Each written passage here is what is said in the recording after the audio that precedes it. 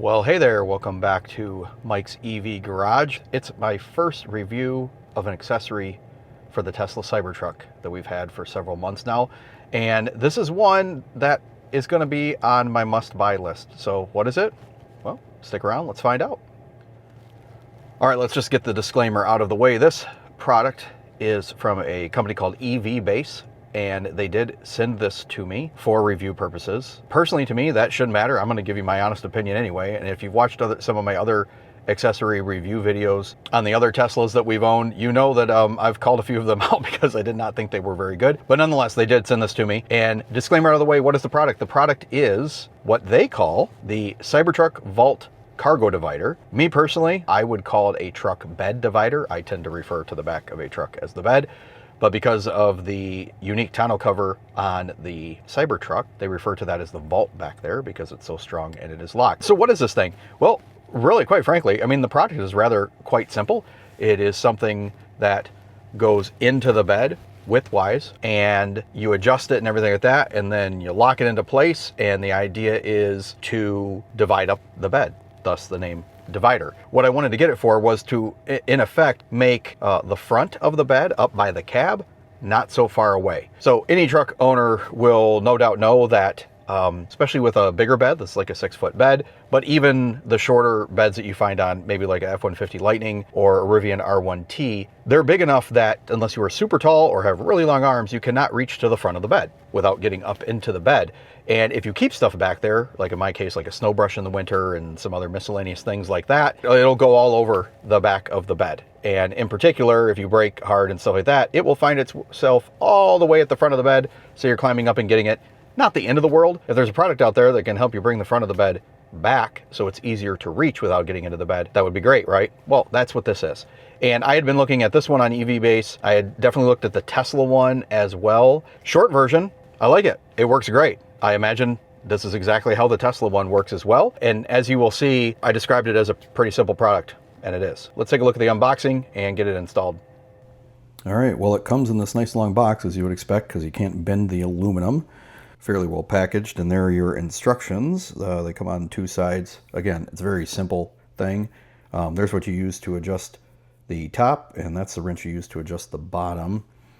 So I'll just get this out of the shipping stuff here, kind of show you what it looks like. It looks exactly like you'd think it looks like. It's you couldn't hear that, but I'm hitting it pretty hard. Just pointing out, it is solid aluminum. I mean, it's very strong and it is very solid. This latch on the top is going to be your key, not literally a key, but the main thing to help you get this in here and secure. I like to get it into one set of the tracks and then line it up for the other ones, press that thing down, and that gets it in there. As you can see, it's a little loose, so I use the little, I don't even know what you call that, almost a little bit of a wrench, but use that and you loosen up the top, so counterclockwise is loose, clockwise brings it in more. I should say counterclockwise actually extends it, and clockwise makes it come in. And since I needed it to be a little wider, I did it counterclockwise, as you can see there. And then I line it up here, and already you can see it's not moving quite as much. I'm still trying to find that perfect amount, but we'll get that at some point. Here are the feet, and as you can see, I do have a bed liner in there. I don't know how well it shows up. You can kind of see it most where you see the latches that are built into the bed. So you do want to twist those feet at the bottom, and then you actually use this wrench to tighten a nut that's on there, which is what you see me messing with right now. And that's what actually locks it down to the height that you want. There you go. Now I'm showing you what you actually need to do. I did it wrong several times before I did it correct, so you get to benefit from that. So you can see there, you can see the bed liner. You can see how those fit on there, and it's pretty solid. You got to hit the bottom of it really, really hard to get it to slide off of there. And there is how it connects to the tracks, which is really, really nice. That locks in solid, so that is fantastic. Here's a look at the other side of how the foot hits. This one seems to lay on that higher area better than the other side did, and of course locking into that side. All right, so as you can see, it's pretty straightforward. In my truck bed, I actually have a bed liner. I'll put a link to that in the description down below. And the number one thing that I wanted to check for my personal use, I absolutely wanted to make sure that this vault divider will work with the mat in there, and it does. Because you can adjust those feet, I guess I'll call them, on the bottom, you just make it as tight as you can with the bed mat in there, and it works just fine. You want to take the bed mat out, well, then you'll probably have to adjust those feet to bring them down a little bit more. So it's pretty cool how it locks into those rails that run along the sides of the Cybertruck, and that the top is like super secure. The bottom, the reason you want to get enough pressure on those is the bottom can move.